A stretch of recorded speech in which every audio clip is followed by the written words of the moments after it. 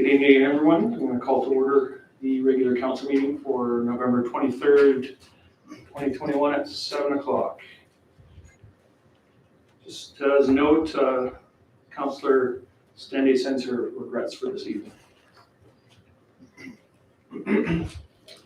Blackfalds Town Council acknowledges that we are on Treaty 6 territory, a traditional meeting ground, gathering place, and traveling route to the Cree, Saulteaux, Blackfoot, Métis, Dene, and Nakota Sioux. We acknowledge all the many First Nations, Métis, and Inuit whose footsteps have marked these lands for centuries. First order of business is the adoption of the agenda for tonight. Any administration, any changes or additions? Yes, Your Worship, just one, the deletion of 14.2 under confidential. Thank you. Anyone on council have any items to add or change for this evening? Deputy Mayor Phil. Thank you. I move that we approve the agenda as amended. Thank you. All in favor? That is carried unanimously. We do have a delegation this evening from Parkland Library Council Orientation. And tonight we have with us Ron Shepherd and Trustee Barb Gillian. Please, thank you. Thank you for joining us tonight. Hello, I'm Barb from Village of Alex. Love JB. So I represent Village of Alex on PRLS. I actually am also on the Parkland Executive, and I represent Alex, Blackfalds, and Lacombe County. So I am your rep on that board. But here today, I'm also on the Advocacy Committee. And this year, because of the election and so many new councillors, our focus is orientating and trying to get everybody up to speed on libraries. So I'm going to hand it over to Ron, who will tell you everything you need to know about libraries. Okay, thank you. So sometimes I'm told my voice doesn't carry so well. Can you hear me all right? Especially with this thing on? I hear you fine, thank you. Okay, excellent. So first and foremost, this is again your presentation. If there's anything that we're going through and you've got any questions anywhere along the way, please stop me. Please ask whatever you want. If you think of something after, again, please go back to any part of the presentation you're interested in. The other thing that's important is that this presentation is not a sales pitch for Parkland, and it's not even really about Parkland. It's about public library service.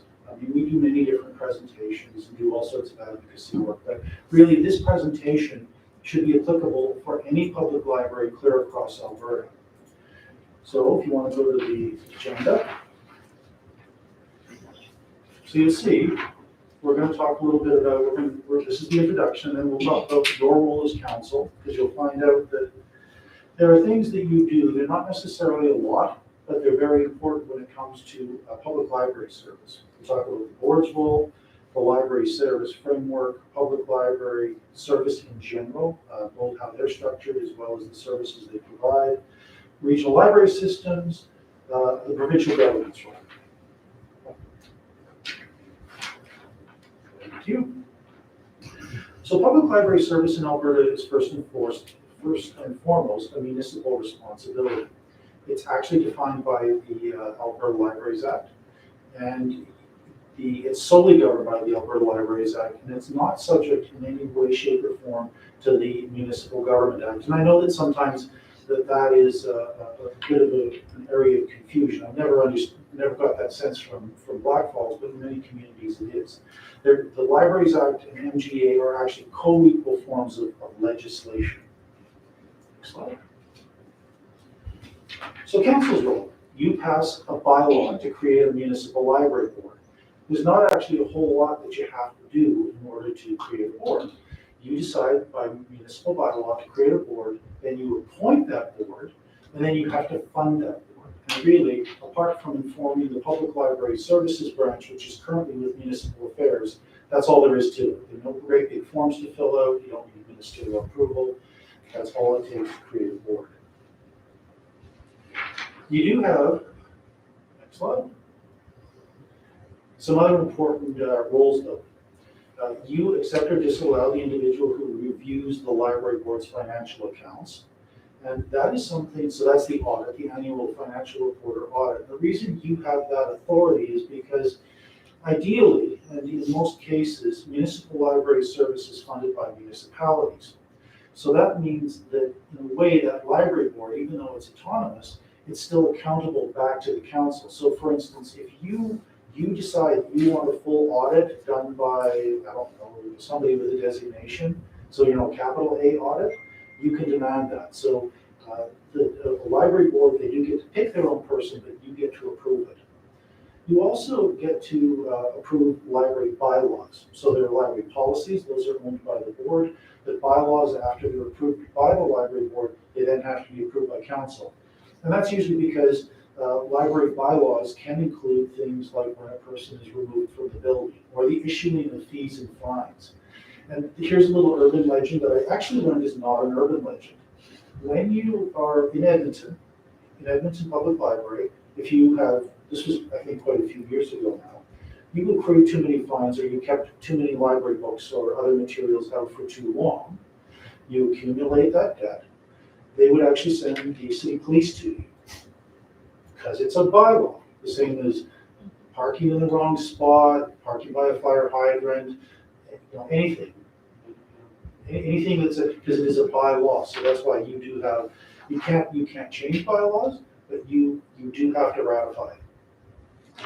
And then oddly enough, you are also the primary partner that's responsible for joining the library system.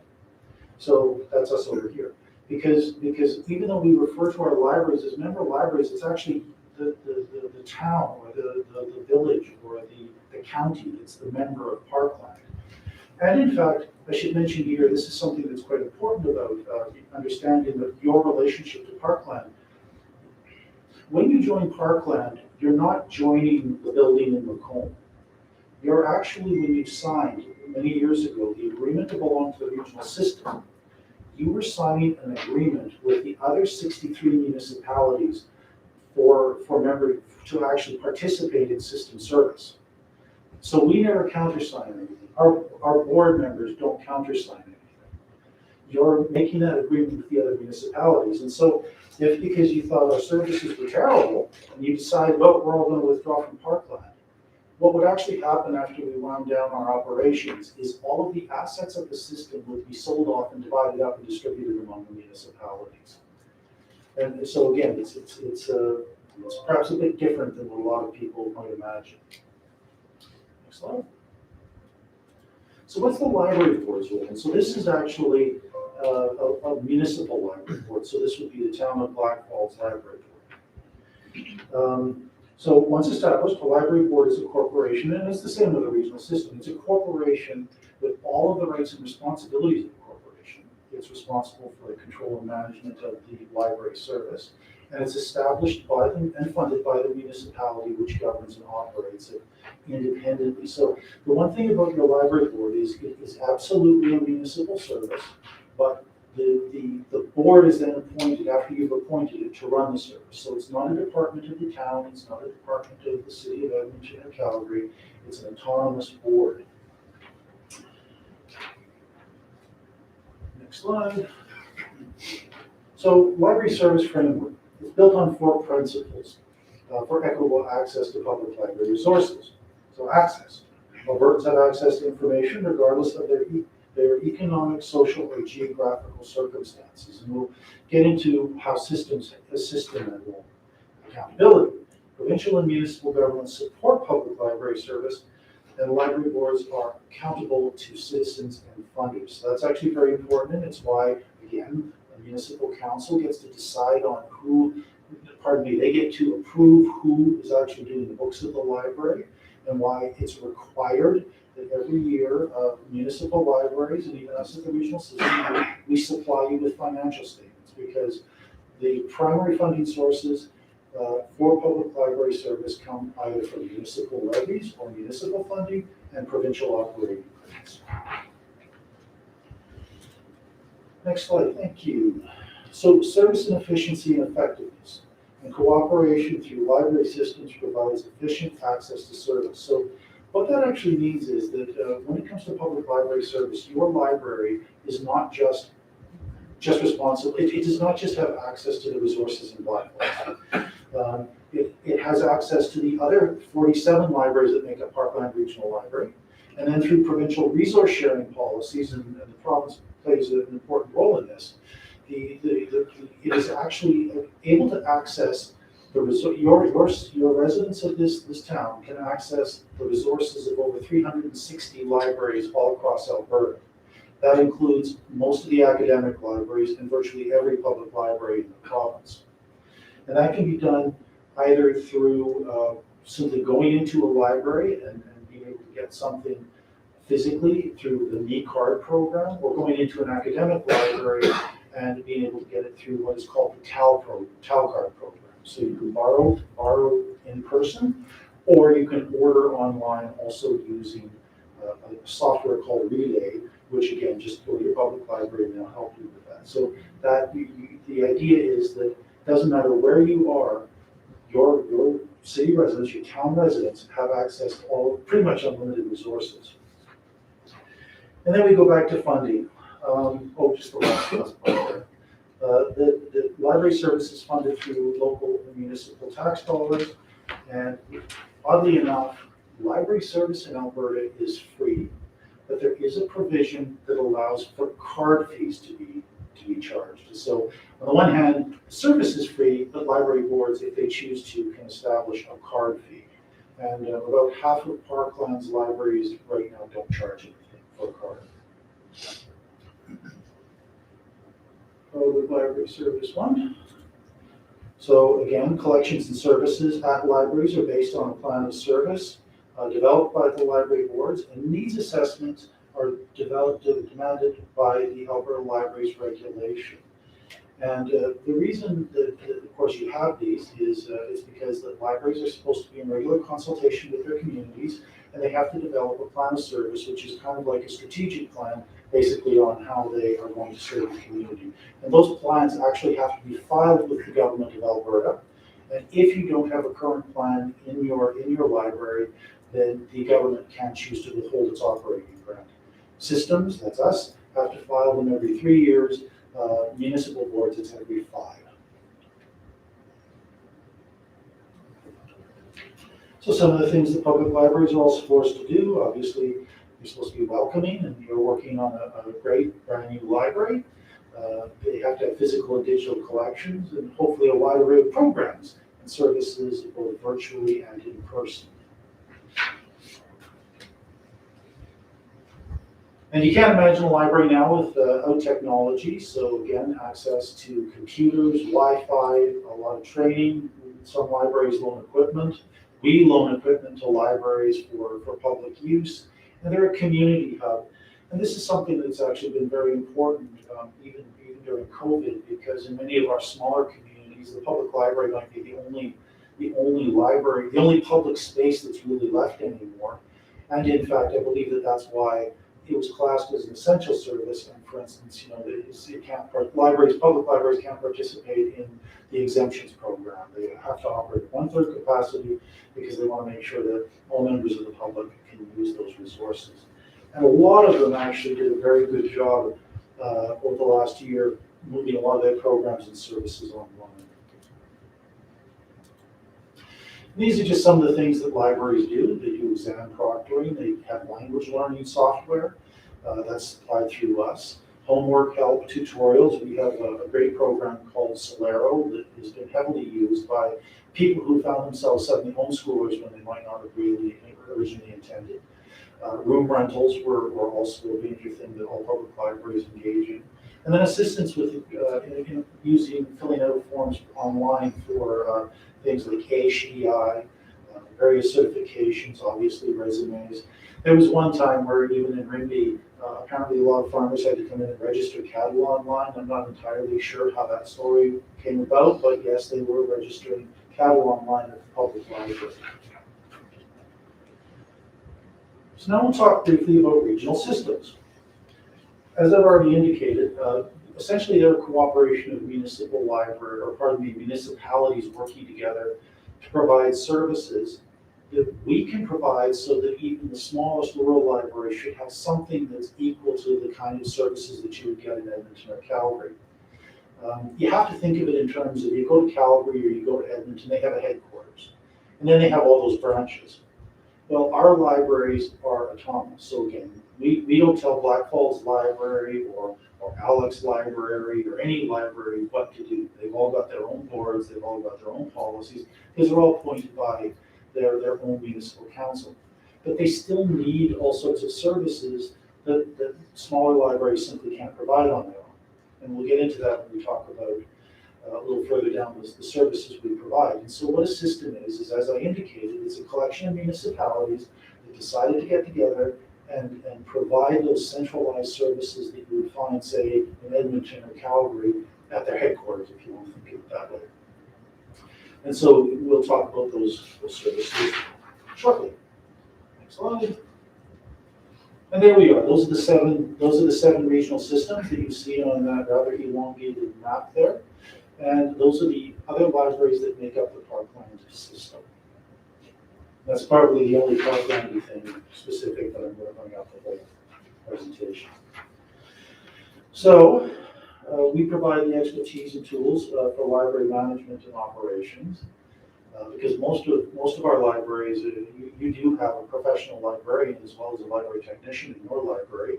Most libraries in Parkland don't have any kind of expertise or skill on that level. We're the ones who are responsible for most of the professional development and training. And so we do most of the workshops, a lot of the orientations, and that's one of the core services we provide. We provide the information technology infrastructure and support, and Parkland is unique in the sense that we actually buy all of the hardware for all of the libraries. SuperNet and internet connectivity, virtually every regional system, all of the library systems. We manage the SuperNet, which is paid for by the government of Alberta, so it's a fiber optic network. You would have it here in your municipal council, so you're probably familiar with it. The government of Alberta pays for the SuperNet. We pay for the internet. And so what that means is for some of our smallest communities, the public library is actually the only place in that community that has genuinely high-speed, reliable internet. And then, of course, we order, catalog, and prepare materials for circulation so that libraries don't have to manage all that themselves. And we also get very significant discounts through our ordering. All systems do, but ours is sitting at about 42%. So that means that you can go and pay $1 on your own, or libraries can order their stuff through us, and so it's like getting $1.42 for that $1.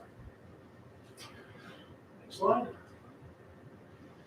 Digital content. So one of the things that we've seen a significant increase in the use of are things like ebooks and the audiobooks, as well as various forms of software. And I've already mentioned Solero.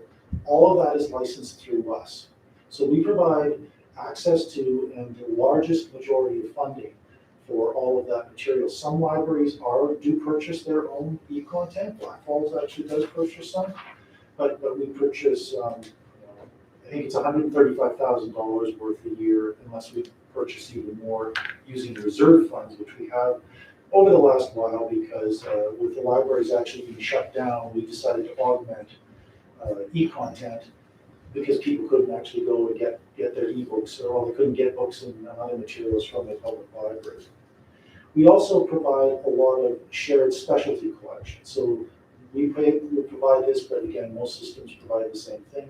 Things like audiobooks, which are the books on CD, if people still use those. Gaming kits, large print, laptops, labs, and games that we actually provide to libraries, like Nintendo Wii kits and virtual reality labs.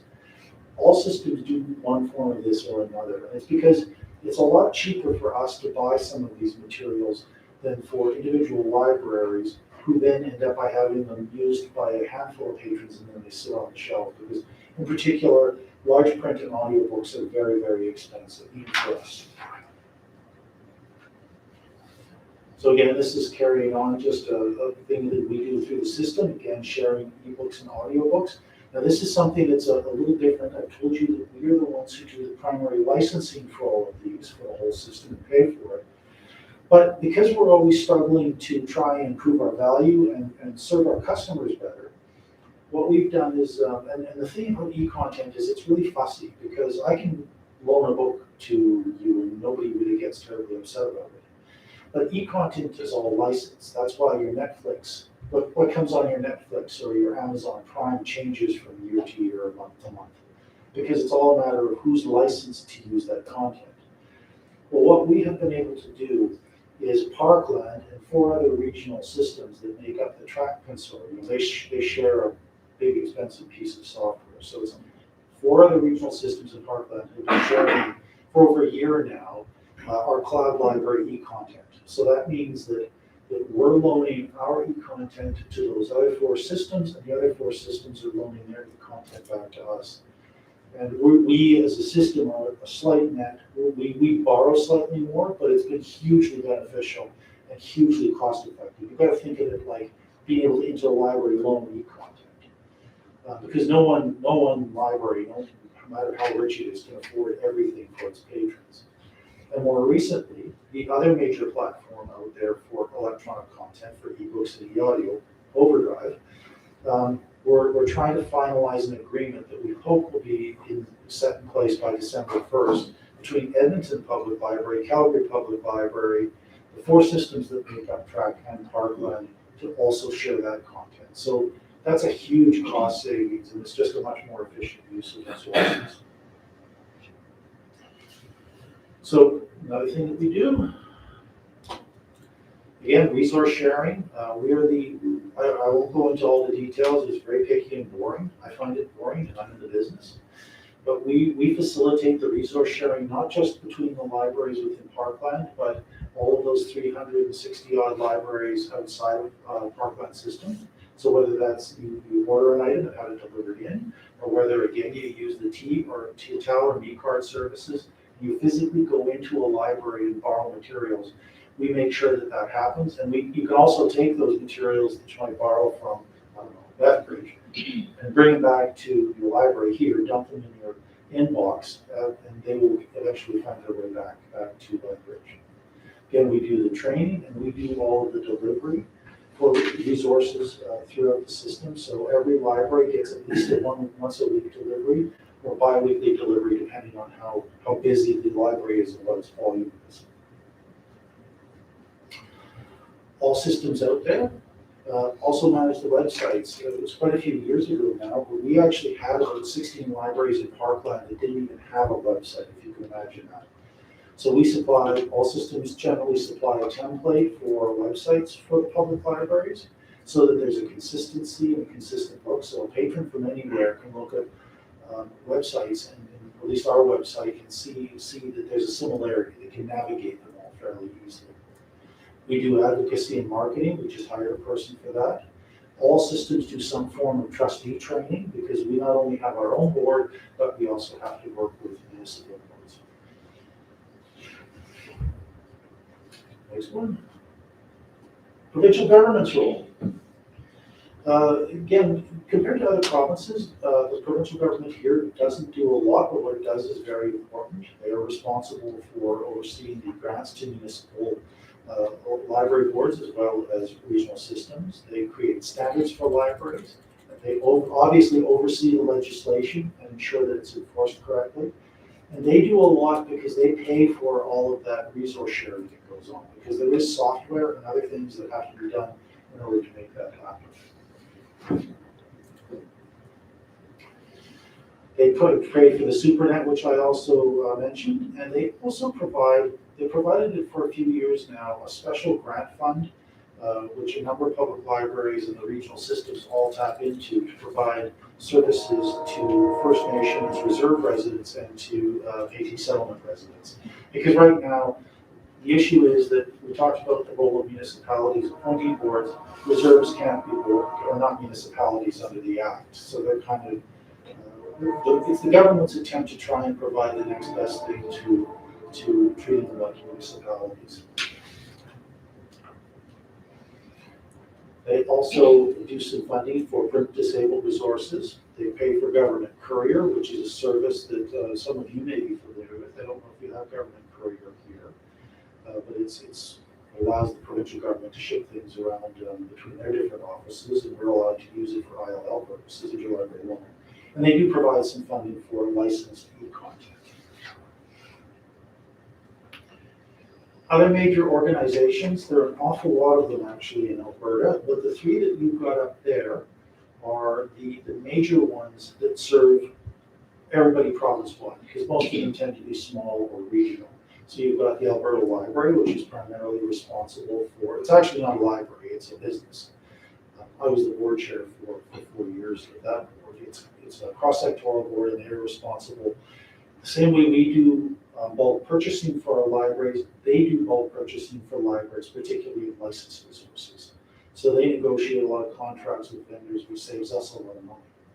There's the Alberta Library Trustee Association, that's unique to public libraries, and that's the association that any library board in Alberta can belong to, their role being advocacy and training primarily.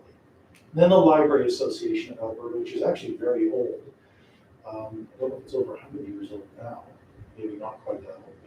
But it's, again, a cross-sectoral organization, which again takes on advocacy and provides a venue for training opportunities and cross-sectoral cooperation between the public library sector, the academic, the special libraries, even government libraries, back when they had them. So just a quick recap. So public library services are funded primarily by municipal and provincial tax dollars. They're administered and governed by the Alberta Libraries Act and regulation. They're managed independently by a board appointed by a council. And rural municipalities benefit from system service because we hope that we're reducing that urban and rural divide. We achieve a lot of cost savings through what we do, and try to make sure that even the smallest library can meet the expectations of the public in the 21st century. And we try to be that resource for expertise for smaller communities that don't necessarily have access to professional level staff. And finally, the provincial government. They provide the annual grants to libraries. They establish and recommend standards they actually did produce in cooperation with public libraries. They established recommended library standards, to be minimum standards, not enforceable, recommended. They facilitate that resource sharing because that's one of the most important things that libraries do in certain systems. They fund the SuperNet, they provide licensed resources, and they provide funding from digital services. And that is it. Do you have any questions? There's a quiz. Okay. Do you have to pay for exam proctor? Yeah. Thanks, Ron. Does anyone in council have a question for Ron or Barb? Yes, councillors. I just have a question regarding the grants from the province. We got a report from PRL for the approval of the budget, and the question that I had asked was, why is there grant based on the 2016 population? And is there a way that we could push for the provincial government to update their year instead of it being 2016? Because with Blackfalds, we've had a tremendous population growth, so it's not really providing for all the residents in our community. I would recommend that the council send a letter to Municipal Affairs. Barb here, who's on our advocacy committee, we can discuss that. We're having a meeting in December. That could also become a priority for discussing. So yes, the answer is yes. Contact the Minister of Municipal Affairs, ask for that update. We can take this back to Parkland's advocacy committee and discuss it there. The reason the government has not increased or changed the population statistics, because the funding, as you're probably aware, is all based on a per capita basis. The reason they haven't updated those population figures is because the Public Library Services branch, which you need to ask them, but their budget's about $35 million a year. They haven't really received any new money from the government of Alberta since about 2017. So they have not had a funding increase. So without a funding increase, they can't adjust the population levels without changing the grant levels, because they have no new money to give without taking away money from something else. And I think it's, don't quote me, but it's probably something like 27 million of that 35 million goes in grants already. So until they get new money, they can't adjust that population level to 2016. That's why they're still using new population figures. and then the subsequent. Is this like a concern in other municipalities? Like, would this be something that we would want to bring up to AMA next year through a resolution to try and get more grant funding, or is it something that we shouldn't do? Yes. You certainly can.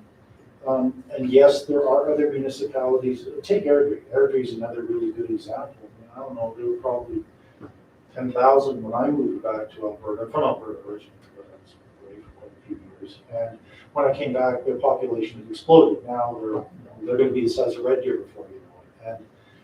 And then you have Edmonton and Calgary, which have both seen significant growth. So there are definitely urban centers where this is a pressing issue because the populations are not being accounted for. So by all means, yes, you certainly would be in good company when it comes to wanting to get those grants up. I will say, however, that the PLSB have just always been grateful that for the last few years they haven't received a cut.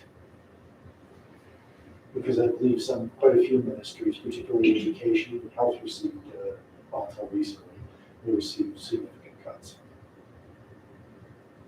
Thank you, I appreciate your answer. Deputy Mayor Bill. Thank you. Thank you very much for your presentation. So my question sort of piggybacks off that of Councillor's. So we were just looking for, what we were asked for was clarification on if what the municipality pays, our per capita rate, is based on current census or actually also based on 2016 census. So then you're asking specifically about Parkland's budget. Yes. What we're doing, and this is based on our membership agreement with municipalities, we always invoice based on the most current population figures available. So no, we're not using those 2016 figures based on our membership agreement. It is based on, well, they switched. It's no longer, Municipal Affairs is no longer providing updated population figures. The government officially switched to population figures from Treasury Board and Finance, which are slightly different. And so that's what we will be invoiced. Now, we did actually send out notification earlier this spring to that effect, and it was built right into all the budget documents that we sent out at budget time. Now, the reason we do that is because it's actually the fairest way we could do things, because while some places like Blackfalds may have gone up in population, we do have quite a few municipalities that have seen a decline in population. So it's always, we're trying to bill it on what we think of as being the fairest. Some go up, some go down. That answers my question. Thank you. Anyone else? Have you seen the return on investment? You probably saw that last year, but the new councillors probably haven't. Or the advocacy kind of got every community in Parkland has a return on investment which shows how much you paid and how much you got back. That might be something we should send to you too. If you haven't seen it, probably have some new councillors. It's really interesting. It's on our website. You can pull it up right now if you want to see it. Go on there and it's amazing how much for every dollar you spend with Parkland, what you get back. Yeah, you're definitely feeding into the comments that I was about to make. I mean, I was involved for a while, a couple of years as a board committee, and I really had lost touch on how much value we get out of our library system. And certainly we've as a committee, or we did at one point look at likely the costs that we would have to put in, how much more it would be to try and replace the value that we get from the regional library system. It's really an incredible value for everyone. Really, everyone wins in that situation. I did want to comment, Ron. I do appreciate that you provided some information about the legislation behind the library, because I think there's a lot of our residents that probably don't understand, that yes, this is a library that is within our certain amount of control as a municipality. We provide the facility, and there's a huge investment in that respect. But it isn't something that we fully control from a municipal perspective. This is a separate legislation, just like education is for communities. It's an essential service that we are required to provide. And in our case, The library that we were maintaining was quite undersized for a lot of years, so I mean, this is something that I think it's important for our residents to understand. But also, the fact is, you've highlighted a lot of things that I'm sure many people don't understand that they can actually benefit from the library system. The facility not only provides an enormous number of programs and resources, but it has a very large reach. Well, and I know that this is one of the reasons why Parkland, I mean, we don't have a huge staff, but we're big and small at the same time, but we actually hired a marketing specialist, because particularly after the enforced library closures last year, it was actually something that came out of the advocacy committee, that marketing was going to end up being an important service to provide. Because most libraries don't have a marketing budget, they don't market particularly well. And most of the public, unfortunately, a lot of the public doesn't necessarily know what all they can get from their public library. And so we need to help those libraries recover after this challenging period, which still isn't quite over. No, but I mean, it's also another benefit that you provided today by reminding people that the library is exempt from a lot of these restrictions. You know, we are at 1/3 capacity, but it isn't something that is limited by whether somebody has been vaccinated or not vaccinated, which is a challenge, because there are a lot of restrictions on other facilities. So it's beneficial to know. I also wanted to point out that we are one of those libraries that we don't charge for memberships currently. So for residents that maybe thought, and I had actually a conversation with someone not that long ago that was angry about costs going up, and I had to remind them that we haven't had fees here for some time. And the other one that you might not have mentioned that is a cost that sometimes passed on is that exam proctor. And I know that ours is relatively low compared to what a lot of other regions, but that is something that it's not a free service. It is a cost, but it is fairly reasonable compared to what someone might pay I'm sure. to go to. And then, so one question I had, if maybe you could explain yourself or Barb, what is the structure of the board, and how is our municipality connected? The Parkland board, or do you? Yes, Board started? that's- Well, the Parkland board, the same way that you have your local municipal boards, the Parkland board is completely separate from them. But when a municipality joins Parkland, you sign that membership agreement, and then council, the same as you appoint your own local municipal board, and you can unappoint those people, but you appoint your board, you also appoint a person to the Parkland board. So you have a representative that sits on the Parkland board. One difference is that council can appoint an alternate to the Parkland board, but you cannot do that to municipal boards. And then because our board is so big, because we've got 64 member municipalities, and that's the most municipalities of any regional system in the province. And then because of its size, we are allowed under the legislation to, and all of this is legislative. This isn't something that's made up in the membership agreement. It's under the legislation. So each municipality appoints a person to the board. Then we have, because if you have more than 20 members, so more than 20 municipalities, you can appoint an executive committee to the maximum of 10. So we have an executive committee of 10, and then we have the chair elected by the board as a whole at our organizational meeting. The other 9 members of that committee are selected based on a combination of sort of area distribution and population. We try to balance that out, so that the people sitting on the executive committee sort of represent an area of the Parkland region. And then the board is only required under the Act to meet 3 times a year, but based on our member agreement, they meet 4 times. And the executive committee meets about 7 or 8 times a year, with the advocacy committee meeting on the same days as the executive committee. And what happens is that the board is unique in that they cannot delegate certain authorities. Again, this goes back to the Act and regulations. Only the board can approve policy, only the board can approve bylaws, the budget, the annual report, the annual approved financial statement, all those things. But a lot of work is done by the executive committee prior to that to refine all of this stuff long before it goes to the board. The executive committee also can review our investments, because we do have an investment portfolio. That's what underwrites our reserve funds. And they can move reserve funds also in between board meetings, just because The board only meets on average about 4 times a year. It has met 5 times a year in exceptional circumstances.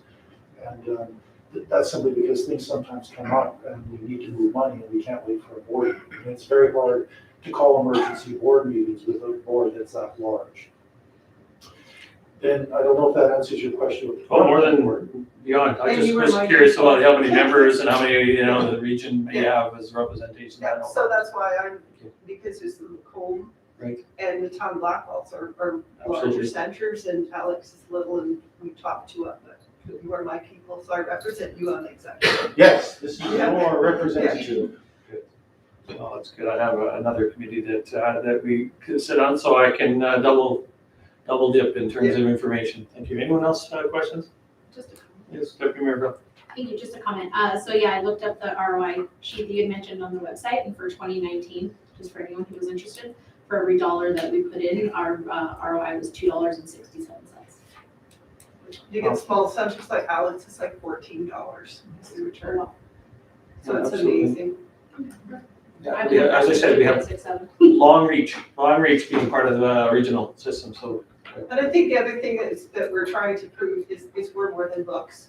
I mean, I think a lot of people still have that mindset that libraries are only about books, right? But it's so much more than that now. That's part of the advocacy is trying to get that out to the world, right? So it's Fully agree. I know I went to the library conference a few years ago and I couldn't believe the resources and the type of training that's available, music mixing studios and instruments and it was crazy tools, things like that were available through the systems. Thank you for reminding us of our relationship with the regional system. Well, thank you. We're again very grateful because you passed our budget, and we thank you for your support. Wonderful. Nice to talk to you. Good to see you again. thank you. And actually, thank you for all this time. That's not usual. I mean, I drive 2 hours for 15 minutes. I didn't watch the clock maybe all that great. Oh, fine. We have no public hearings. We have no business arising from the minutes. First order of business is our CAO reports. Seal Thompson. Thank you. So, the focus over the past month has been, the last month or so has been largely the municipal election. Following the election, the focus has turned to assisting council and settling into their new role for some and renewal for education and training, which has some is taking place with some coming up here in the near future. Also attended the annual AUMA convention with Council in Edmonton last week. It was an excellent event that included a unveiling of the new branding for AUMA, who are now known as Alberta Municipality. So there was a great job done with that. One of the highlights from the convention was a recognition of the Distinguished Service Award.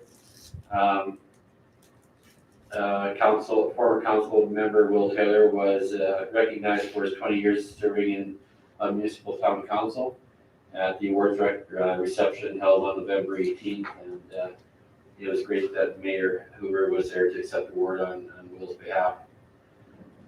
COVID-19 continues to draw considerable resources on staff. We continue to monitor the situation, working closely with AHS, so we stay atop of decisions and changes. A notable example is that senior hockey activities are now allowed to resume in our ice facilities. So that's good news. We've already seen some return of groups and individuals that have gone to their municipalities in the region. Economic development, local Intel Dev website redevelopment and addition of quality of life tool has been implemented. Next up will be embedding elements into the business development section of the Blackfalds website. Digital Service Squad project application has progressed to include partnership with Community Futures, which actually expands the scope for the offering we can provide. Blackfalds welcome video, initially BHPARC welcome video is being edited for completion, and we hopefully will see that completed in December. Infrastructure and Property Services annual sidewalk repair replacement program is complete. That includes a new portion of sidewalk in front of Vasquez Panorama. Installation of new crosswalk crossing north-south of Panorama is complete. Pedestrian lights and signage have been installed as of late last week. Annual asphalt program was completed. Due to the unusually high cost of asphalt work this year, we had to reduce the program scope. The Great Street project is completed for the year as reported recently at the Standing Committee of Council. The utility company and CP Rail will continue as weather permits. The Young Duncan Avenue project is complete except for paving of some of the minimal sections of the trail along the Young, where shallow utilities were worked on as part of the project. Due to the timing, asphalt millings were placed in these sections for the winter, with paving to take place in the spring. Some additional earthwork will also take place in the spring, and the installation of street lighting is currently underway. East Area Stormwater Project Summer Works is completed. The winter work on the east ends of McKay Pond will start sometime this month. Implementation of the new work order system is underway with anticipated go live for mid-November. Since the environmental stewardship strategy was approved by Council October 12th, some friendly amendments, with the friendly amendments, report has been updated and saved on the town's website. More website updates will be done in the future to highlight ESS initiatives and direction. Expression of interest for snow removal on town-owned property, on town-owned parking lots, and for snow equipment closed on October 14th. 4 submissions for parking lots and 5 for road equipment received. Town will move forward with additional safety program requirements to ensure all contractors meet those requirements of the town. Deliverables for the FCM MAMP grant funding requirements are were due on October 29th and were submitted by the month end and on target to meet all the deliverables of that grant program. Public Works completed the annual fall cleanup program. Participation numbers were approximately the same as previous years. The asset management GIS coordinator facilitated and attended quarterly IMA workshop that was focused on natural assets. Land use bylaw review, internal process changes completed. The land use bylaw now being updated to reflect these process changes. New Parks District created, revamp of variant section, and confirmation of landscaping and paving securities have been done over the month of October. Staff are now doing final amendments to the sign section, followed by a thorough review of the conditions of development approval for permitted discretionary uses. The fees and fines bylaw, final revisions are being undertaken on this bylaw with focus on simplification. Next step is for internal review in conjunction with an updated land use bylaw to ensure the standards in the land use bylaw are enforceable. Planning development will bring both the fees and fines bylaw and the updated land use bylaw together for first reading in the new year. Bill 48 impacts on subdivision development appeal processes webinar attended by the planning development manager on October 21st. The webinar provided valuable information on the changes to appeal jurisdiction, with the most notable differences being jurisdiction over development appeals. Previously, all development appeals went to the local subdivision development appeal board. However, since the passing of Bill 48, many development appeals will now go to the Provincial Land and Property Rates Tribunal. The Wolf Creek Public Schools Boundary and Grade Configuration Advisory Committee. This committee has been created to provide opportunities to shape the future educational choices in Blackfalds and Lacombe, which involves a review of boundaries and grade configuration as the Wolf Creek School Division plans for the integration of new high school in Blackfalds, scheduled to be open in 2024. The advisory committee is comprised of representatives from the town of Blackfalds, City of Lacombe, Lacombe County, the schools within Blackfalds and Lacombe, along with the school division staff. The first advisory committee took place on November 2nd, where boundary and grade configuration review guiding principles to accommodate the new high school in Blackfalds were established. Planning development officer, 2 positions was filled with an internal candidate. Department vacancy still exists with process underway to fill this position as well. SOPR annexation continues to advance. An MPC orientation provided to the commission at the November 9th meeting. Corporate services, preparations of the bylaw election has commenced. Priority and effort in preparation of the operating capital budget processes are underway. Administration has been reviewing natural gas contracts for the next year's term with the assumption that rates will continue to rise. And I'm pleased to say that we were able to lock those in yesterday at a very at a very good rate. That's for the next 2 years. Final preparations are underway for the transition of the municipality benefits to the new provider effective December 1st. IT assisted in setting up the Eagle Builder Center server rooms and IT set up through the facility. They've also been working with Diamond Support on a Diamond server upgrade. Appointment Records Management completed the first draft of the functional file plan. Marketing Communications has been working on a number of initiatives, including communication plan and numerous marketing communication projects. The Eagle Builder Center is coming to completion and recently opened up November 10th for minor sports, with some minor construction elements taking place. The project has been 7 to 8 weeks behind schedule due to supply chain delay experienced locally, provincially, and nationwide. There's also been experienced labor shortage in some disciplines of the construction. The facility made its debut for the first ever home games for the Blackfalds Bulldogs this past Friday and Saturday evenings. The games were very well attended. Everyone had a fantastic time. The Bulldogs were victorious in both games. The Eagle Builder Center project itself has remained on budget. Comments heard from time to time on social media indicating that the project is over budget are not factual, and possibly due to the fact that some people are unaware that the Great Street realignment and parking lot development is a separate standalone project with separate capital budget and includes provincial and federal grant funding. The town is also expecting grant funding to cover costs for fixtures within the facility, including furnishings and fixtures unrelated to the construction itself. Director Barnes, along with ACI Architects and Builder Construction, will provide an update upon the project completion, including costs at an upcoming Recreation Parks and Culture Board meeting, followed by a council meeting. A final note, with the Eagle Builder Center, we are short approximately 75 parking stalls due to the temporary road dissecting the parking lot. And this will be the situation until the remaining work on that road realignment takes place in the spring. Crews have prepared sandwich boards directing those attending the facility to additional parking areas, including that within the Civic Center, the food bank, as well as the facility across from Piccolo's restaurant, to name a few. Abbey Center opened to rep as of November 15th. Fitness classes, adult drop-in sports, and regular facility bookings resumed operation. The department will also be adding co-ed volleyball leagues, which are back to the Abbey Center. Planning the Snacks with Santa event. Tickets are now on sale with the event taking place on November 27th. Time slots of 100 people each will be 9 a.m. to 10 a.m., 10:30 to 11:30 a.m., 12 to 1 p.m., and 1:30 to 2:30 p.m. With FCSS, the staff attended the AEMA Emergency Social Services training. 14 volunteers were supported in positions on council, boards, committees, and commissions.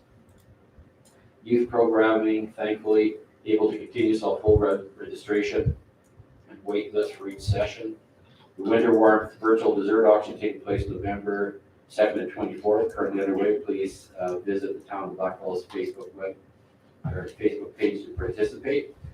121 children and youth were providing winter jackets this year, and the inaugural Blackfalds Business Challenge underway November 15th to December 3rd in support of Blackfalds Christmas Bureau, raising awareness and donations for the 2021 season. With enforcement and protective services, the new fire services light truck was delivered recently and is now put into service.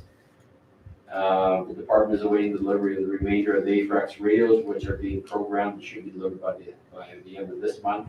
3 recruits were brought on in November and have started their mentoring program. With municipal enforcement, our newest CPO, Ryan Zenz, is completing some training and will soon be activated in our enforcement activities. Municipal enforcement's new enforcement truck was put into service this month and has been well received by the community. November has been a relatively slow month for operational files. Calls for services have been down while officers have issued 35 provincial traffic violations to date and 2 municipal violations.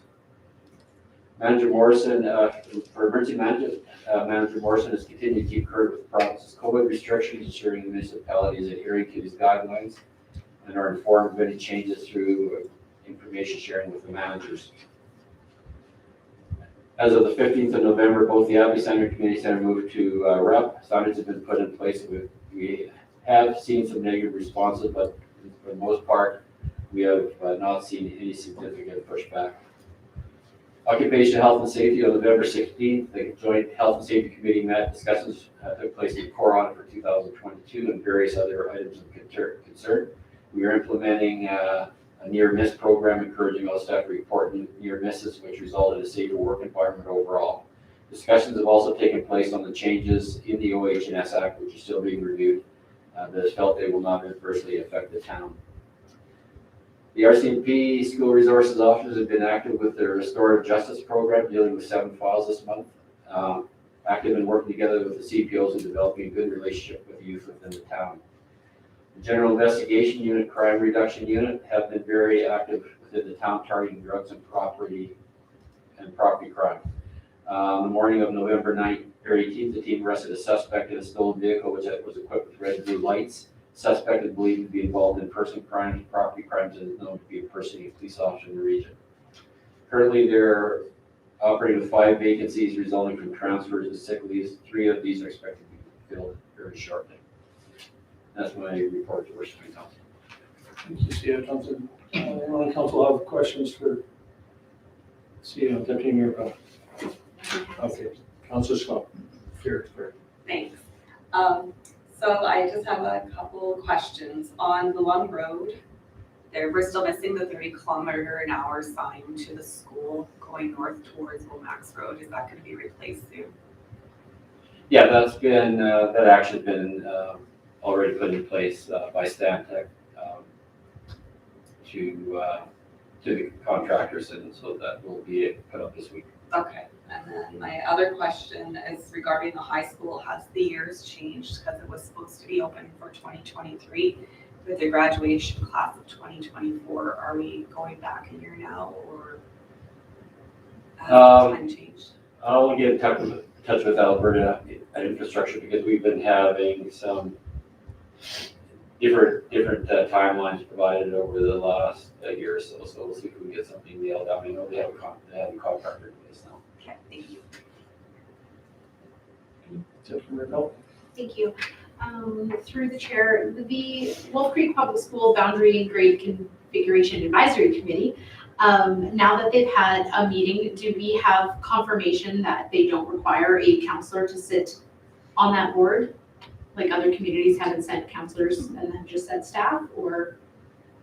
Councillor Pell, or Mayor through Councillor Pell, I think we determined that when we appointed the staff member. It was recommended by Wolf Creek and the consultant that it be the administrative staff member, and we had ultimately determined that the planning and development manager would be the best person in that role. Perfect. Yes, I remember that. I just wasn't sure. I was just curious now that they've had a meeting, if other communities had also sent counselors or not. And we will be reporting on a regular basis. Wonderful. And Yes. thank you. In regards to bylaw, so it's just the beginning of our winter season with our one snowfall that we've had and another minor dusting on Saturday.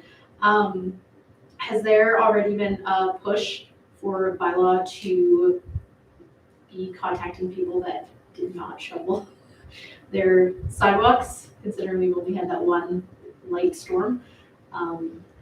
Because my guess is the people that didn't take advantage of shoveling that little tiny storm are likely the ones that won't be shoveling come winter.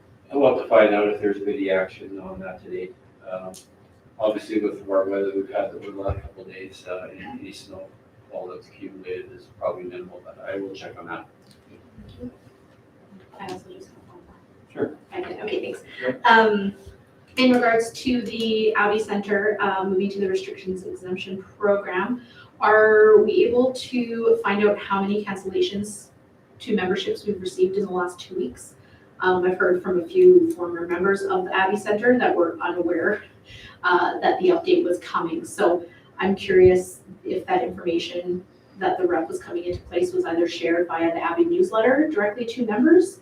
I also know that when I sat on Recreation, Parks and Culture Board, we were discussing earlier this year about sending out a survey to members asking about multiple sorts of questions, and one of them in specific was dress code. So I'm just curious that you know, if we were gonna send a survey to members in regards to the dress code, if a survey was also sent in regards to members' direct feelings about the rep, as it does implement so many things. I will find out if we have any statistics on cancellations, and report back to council. What's your second question or query, whether or not a survey's gone? Mm-hmm. Yeah. Or whether or not they were planning to do that, if people who since canceled are still on their email list, or what their feedback was, because I think. Okay. I saw Councillor Sands. And then Councillor. Yes, thank you. CO Thompson, you mentioned that some sandwich boards are going to be made up for parking for the Eagle Builder Center. I'm just wondering, are they going to be at each overflow parking spot? Are they going to be easily seen? And I'm just wondering if we might be able to, I know I seen on social media previous diagram as to where this overflow parking is, but it was kind of hard for me to try to distinguish that myself a little bit. I'm just wondering if we might be able to put that out prior to events, just, until we get everything in order in that area, just to help, because I know the parking is quite atrocious, and we want to make sure that we can pack those stands. Yeah, definitely, we can include that on our social media and website, and we also, with the sandwich boards, we'll have them located so that drivers can quickly access those. So it will be directional signage as well as signage showing that exact location. And I think it'll take a while for people to become accustomed to finding a parking lot. I know, talking to somebody that, for instance, the parking along East Railway, there's only 2 or 3 vehicles there. So, people can easily park there, and that's only like not even a block away. So, definitely, we have a bit of a hardship because that road, we have to dissect the parking lot, but we're quite confident that once people get accustomed to knowing where parking is located, that they'll be able to meet the needs for that facility. Great, thank you. Councillor Swan. I just have one more question. The Eagle Builder Center concession stand, when is that going to fully be up and running with all their equipment and stuff? I know that there's been quite a drawback from them having all their stuff, and the electricity plugs aren't all in there as well. Do we have an estimated time on that? Well, there was a delay in much of that equipment. We had a tour yesterday. I can't remember. I know the makeup air was a big delay. It's in now, so crews were there feverishly working yesterday. I know the concession was operating at partial capacity, providing some service, so we're quite confident over the next number of days the facility will be operational at full capacity. Okay, thank you. Okay. And I just have one last question, and again, it's about Eagle Builder Center. I know that during that tour yesterday, there was some discussion about the acoustics or the sound carrying in there, and I have had comments from residents that it was difficult to hear in there. I experienced both nights. My understanding is that there's still some work yet to be done in that. Could you touch on that, please? Definitely. So, my understanding is that the volumes were quite high in the first in the initial games, and that there needs to be some tuning of that system. So we're having the contractor come back and see if they can improve the situation. I think just like anything, it takes a while to work some of the bugs out, and so this is a brand new facility, brand new system, and so we hope to improve that sound in there, and if not, we'll look at other methods that need to be incorporated to do that. I know the tour that we had yesterday, I should have mentioned in my CEO report, Spruce Grove were down. We had representatives from Spruce Grove that are interested in a very similar facility, and we're very, very, very impressed that Mayor Hoover was there as well. And so we know from what they've been working on and the cost that they're getting that they were very interested in our project, and we're very impressed with the tour. It was too bad that we weren't able to access junior A clubhouse, but the rest of the facility, they spent a considerable amount of time, so that was good. Thank you. Just a quick comment on that tour from Spruce Grove. It'll be interesting for us to follow their project and see how they proceed with that in the future and see what they decide on. Yeah. For a facility, I think that'll be really interesting. They've already reached out today, looking for all sorts of information from us, so I think that we'll become close friends. Thank you. And so just to sum up that, I mean, just so the residents understand that that facility is still somewhere between 95% and complete. There's still work that's ongoing. The library will soon open. I've heard varied dates on that, but my understanding is in the next couple of weeks for certain that the library is planning to be open. I know that I talked to them downstairs. They're already starting to pack. They got their packing boxes and ready to go. But so we have some bugs to work out just with the facility, some paneling, that's gonna be part of the acoustics. Definitely probably some cleaning that'll go in that facility because it is something that happens at completion of construction. And lessons learned, we understand that parking and that first night, we recognized that there was a need for some more information for the public. So this is first weekend of a new facility being in full operation. So I appreciate everybody's feedback and patience, so thank you. So on that, any more questions, comments?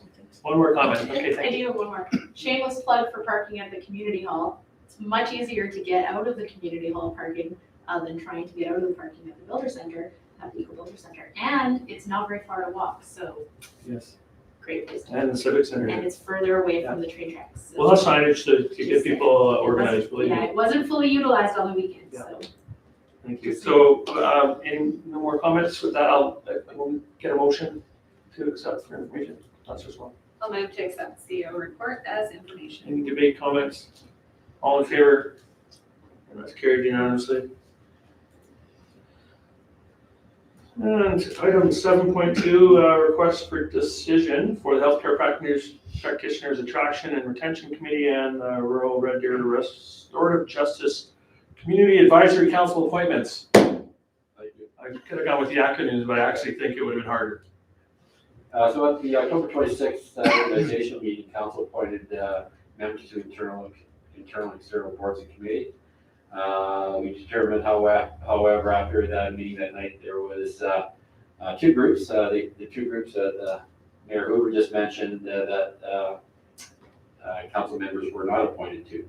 Rural Red Deer Restorative Justice Community Advisory Committee meets on the second Thursday of every second month from 6 o'clock to 7:30. The next meeting is on January 13th. The committee provides direction to the Restorative Justice Program, which gives youth offenders from rural Red Deer and Lacombe County the opportunity to avoid entering the criminal justice system by accepting responsibility for their actions. The role of councils provide direction and guidance to the program so that it is a community-based response that provides a safe, accessible, and effective option for young offenders and those they have harmed. There's one position and an alternate for council to appoint. The Blackfalds Health Practitioners Attraction and Retention Committee meets every second month on the second Tuesday at 2 p.m. The committee discusses the health services needs in the community and advises on marketing strategies, incentive packages, and other attraction and retention of health service providers and infrastructure in Blackfalds. There are two positions for council to appoint to this committee. Thank you. Any questions about those committees? I know that we should still acknowledge that our by-election will definitely impact, having that new councillor. And then some of our committees, we did reserve some positions. So any thoughts on that? I would say my personal thought would be to establish at least one member for the Restorative Justice Committee, whether that's ultimately the primary or the alternate, depending on who we have elected. That would be my thought. Any discussion on that matter? Where are the meetings at? The meetings are going to be at the Abbey Center. Oh, okay, they're in town. So that was evening, as opposed to the other one that's at daytime. Anyone in particular, Councillor Sampson? Thanks. I could put my name in for possibly the alternate for the Restorative Justice Committee. Who else has an interest in that one? I wouldn't mind. Do you know? So what we did at the organizational meeting is, well, I guess what does the rest of the council feel on whether we should establish both of those positions now and then rethink? Again, we don't want to necessarily hold up every position. Thank you. I would suggest filling them, and then once we have our final member of our team, we can redistribute as required. See what Tom said. I think we did mention that at the org meeting. It may not have been something the public was watching because it was a long part of the meeting that we do have the authority and power to reestablish that once we've had our inaugural meeting. Yep. So, okay, thank you. So yes.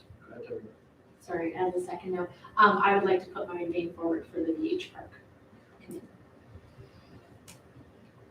That's the practitioner? Correct. Well, it made so much more sense when I said the whole thing.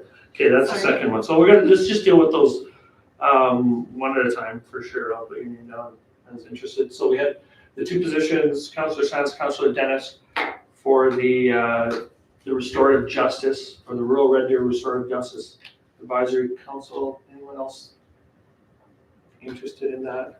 So let's just deal with the primary position first. We want to do a random draw for the primary, or do I can do the primary. You wanted to be. you specifically asked for the alternate, and you're Correct. interested? Yes. Any discussion on that or concerns about that, Deputy Mayor? Nope, I was simply prepared to move. Okay, sure, Council I'm point, happy with that. So, Councillor Dennis as the member and Councillor Sands as an alternate to the Rural Red Deer Restorative Justice Community Advisory Council. thank you. Discussion or debate? All in favor? And that is carried unanimously. And so the second committee is that Blackfalds Health Practitioners Attraction and Retention Committee. So Deputy Mayor Powell has put her name in, and that is one position, no, two positions. Okay, and I would be interested in sitting on that as well. We do have Councillor Stende that I know has expressed an interest in that in the past, and in her absence, I guess that may be something that we consider again in January after the election, potentially. Anyone have any concerns about that if we establish, as was there anyone else on council that was interested in that? Now, would I sit as ex officio on that anyways? So I shouldn't be You said putting it's my name, official, no, of course. I shouldn't be putting my name in as primary position in that respect. So seeing that we only have one person at this point, let's just establish that one position. Councillor Swab? I'll move that council appoint Councillor Pell to the Blackfalds Health Practitioners Attraction and Retention Committee, and at a later date, we'll provide another council member. Any questions, debate? Deputy Mayor Pell? Thank you. Just one question. We didn't have written down in this preamble here when the next meeting was. Can you confirm, did they have a meeting in November already? So the next one would be in January? I think the meeting in November was deferred. I'm not too sure what the date is. I can follow up with council tomorrow. Okay, perfect. Yeah, But 'cause even with- if we have one member, right now, there's not a whole bunch going on, so I think we'll be fine until we appoint a second member. perfect. Thank you. Thank you. Any other comments or debate on that motion? Everybody understand the motion, so we're establishing the one position, the other is at a later date. And as an ex officio, I would be able to sit in as a second member in that time, either way. So all in favor? And that is carried unanimously.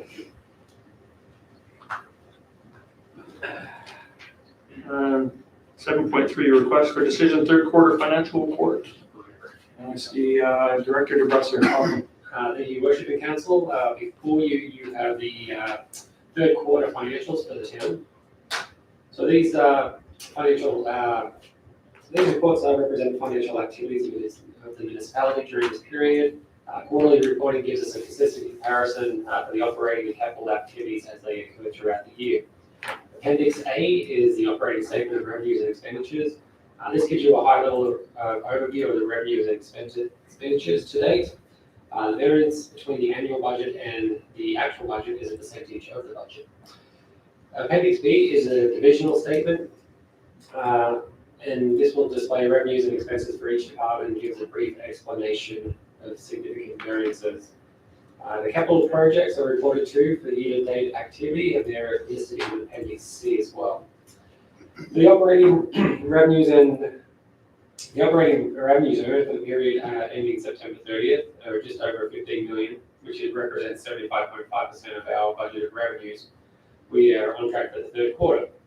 Whereas the operating expenditures are just under $13 million, which represents 68% of the budget, and we are below budget for this period. I won't go through all the ins and outs of the report here, but I'll jump down to the capital. So the capital is up to September 30th as well, and that's included in Appendix C. As you know, most of the capital projects are funded from town reserves, grants, loans, and debentures, and the capital budget is $33.4 million total. And out of that, we have spent around 14.8. I can confirm up to current state, but most of the bigger invoices have come in after that September 30th, so you'll see them in the year-end financials as well. Construction projects including East Area Storm, Watermax Road and Drake Street, a realignment, Duncan Avenue and Leon. We are moving through fairly fast, and the construction season has come to an end, and most of the invoices are on our desk if we've not paid. Overall, the capital projects are on track for 2021. We did list little comments on there on the what's happening with the projects, and administration will continue to manage and monitor them as they progress. Appendix D is the council remuneration and council expense report. It shows you your per diem rates, and of course the 2 new councillors won't be on there at this stage, but tonight we're just looking for 3 recommendations there, just to accept these reports as information. And with that, I'll be open for any questions. I think your Director Professor, anyone have comments or questions for administration? Okay. Good, thank you. So we'll accept a motion or 3 recommendations. Yes, Councillor Sands. I'll move that council accepts the operating statement and variance report for the 3-month period ending September 30th, 2021 as information. Thank you. Any debate or questions? All in favor? And that is carried unanimously. Motion. Councillor Swab. I'll move that council accepts the capital project report for the period ending September 30th, 2021 as information. Any debate or discussion? Seeing none, I call the question. All in favor? That is also carried unanimously. Your motion. Deputy Mayor Pell. Thank you. I move council accepts the council expenditure report for the period ending September 30th, 2021 as information. Thank you. Debate, discussion? Call the question. All in favor? And that is carried unanimously. Thank you so much.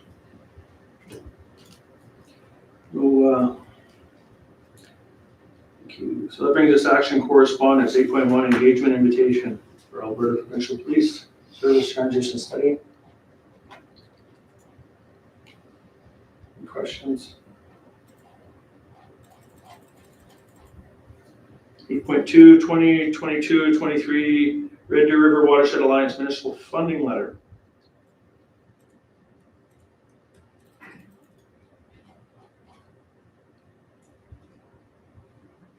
Comments or questions?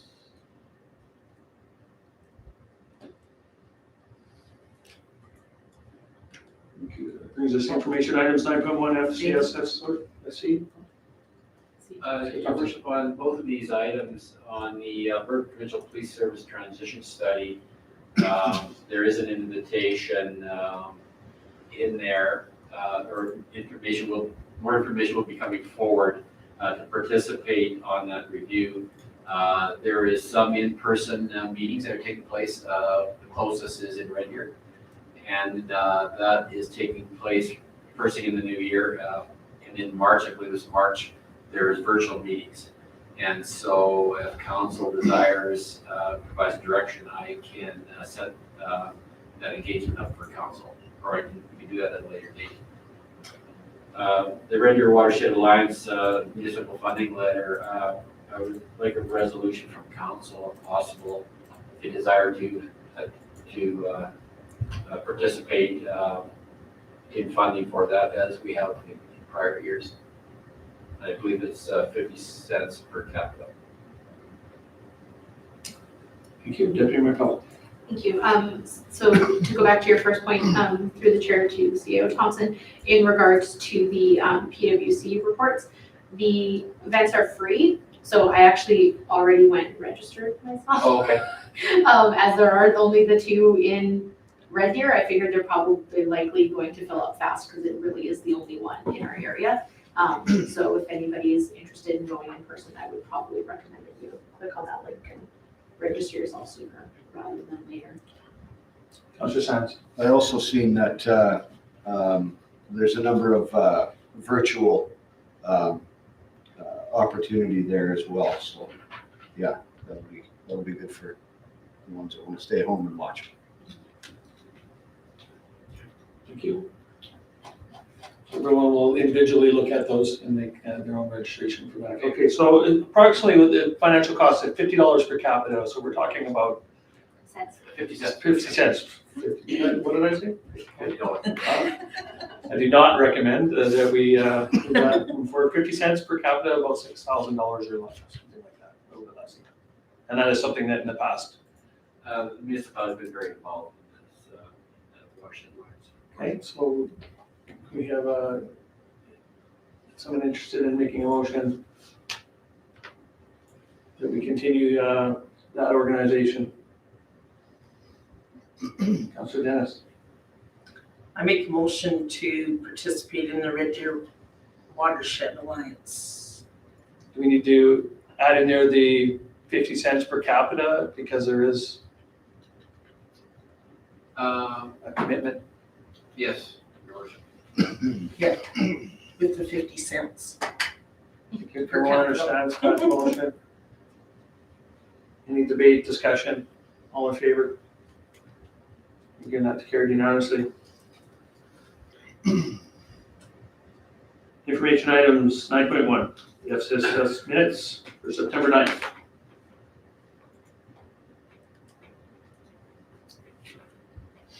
.2 Digital Service Squad update.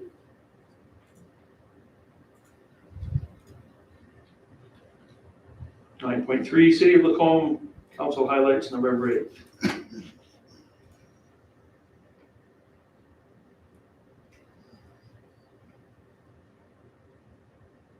9.4 Lacombe County Council highlights November 10th.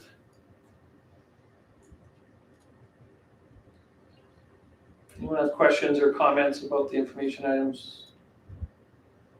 I'll need a motion to accept those for information. Councillor Swell. I'll move to accept the information items as information. Discussion, debate, all in favor? That is unanimous, thank you. No roundtable discussion this evening. Adoption of minutes, we have 11.1 minutes from the regular council meeting from November 9th. Any errors and omissions noted on that?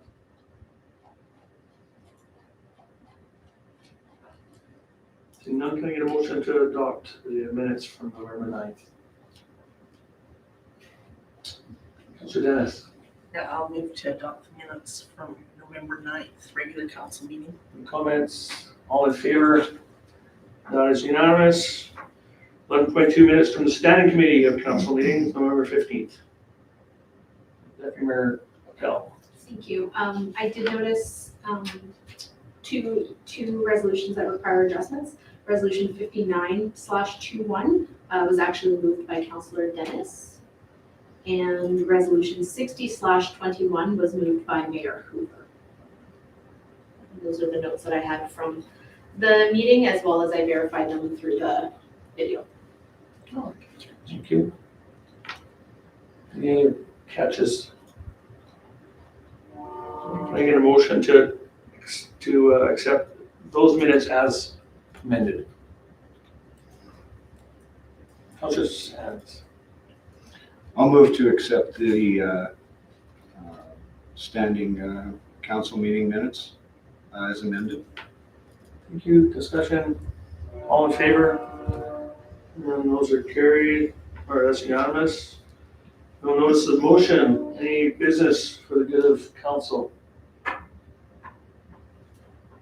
Deputy Mayor Pell. Thank you. Just one note, I think, for anyone that's wondering about the roundtable being missing from tonight's meeting, as it is typically done at the second meeting of the month, just to let them know that we will be coming forward with 2 months worth of reports at the December meeting. Thank you. Anyone else? Thank you. Well, that brings us to the end of our public portion of our meeting. Thank you for joining us. We get a motion to go into a break. I'll do for a 5-minute recess. Thank you. All in favor? And it's carried unanimously. Thank you so much, everyone.